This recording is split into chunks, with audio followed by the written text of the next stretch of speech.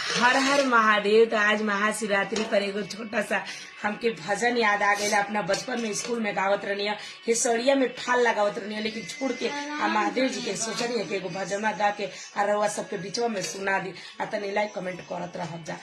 मेरे बोले बाबा को अनाड़ी मत जो, मेरे बोले बाबा अनाड़ी मत समझो, मेरे बोले बाबा की हाथों डमरू, मेरे बोले बाबा के हाथ में डमरू, डमरू को देख के मदारी मत समझो, मेरे बोल बाबा को अनाड़ी मत, मेरे